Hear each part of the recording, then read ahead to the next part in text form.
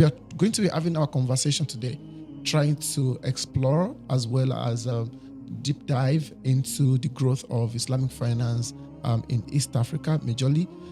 We understand that recently we've seen the likes of Kenya, we've seen the likes of Tanzania leading the market as far as it is concerned.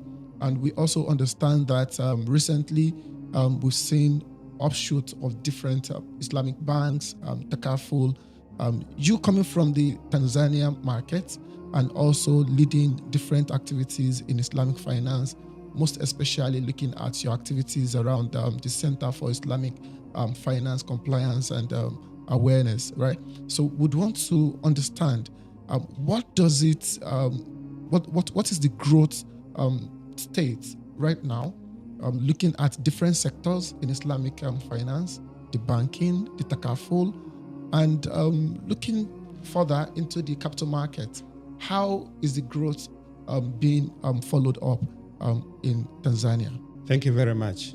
First of all, I'm pleased to see that we could have a bit of comparative figures and the trajectory of Islamic finance in East Africa.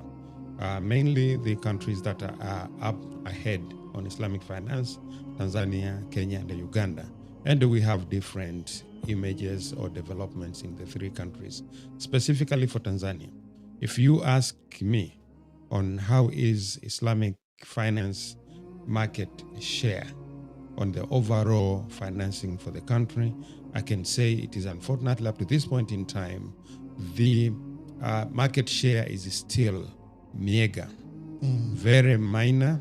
It is within 1% or so to speak. So Islamic finance market is small. However, we look more not only on the share, but we ask ourselves, where did we come from? Where are we? And that will help us to see where are we going. Where are we going? In that case, then we're saying that we're having a growth that is highly promising. We have a growth of around 14.80% in the market in terms of assets in Tanzania, whereby in terms of banks or Islamic banking, so far we are having 5 banks offering Islamic finance in Tanzania. Out of these, 1 is fully fledged and 4 are windows.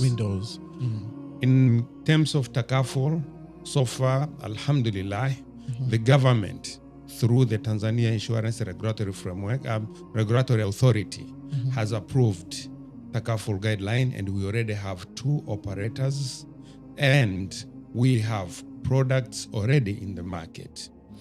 The same goes to Sukuk. When it comes to capital market, alhamdulillah, we have a trigger that Sukuk, the government, through the Capital Market and Security Authority, CMSA, has approved Sukuk, properly publicly known as subnational and Sukuk guidelines.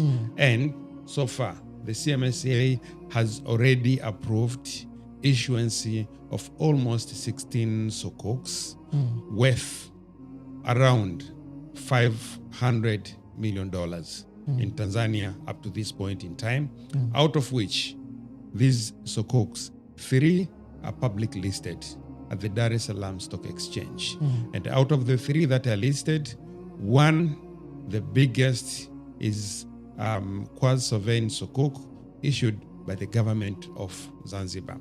Not only that, as the Islamic finance ecosystem involves also, on the other side, we have halal, or an emerging ethical mutual funds, where we have 1 halal fund that hit the market and was oversubscribed at the moment, where people have opportunity, not only with the conventional, but they have halal fund as well.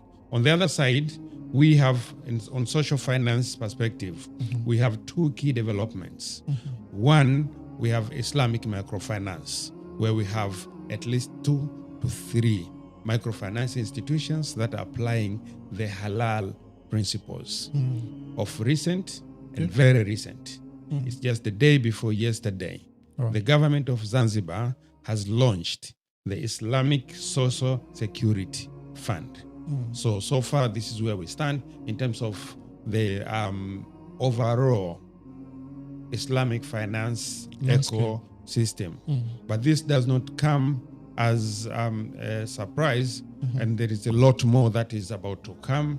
If time will allow us, then I'll say, where do we see ourselves in the next few years to come, based on what is already in the pipeline in Islamic finance. Interesting. So to recap, yeah, the uptake up to this point in time, recorded update, is around 1%, but the growth is highly promising, and there is a lot on the pipeline. There's a lot on the pipeline. I think that is majorly what we can also allude from different markets. Even when we talk about the advanced and even the matured markets, we realize that there's a lot to still achieve, and there's a lot to still bring about in terms of innovation and also accessibility.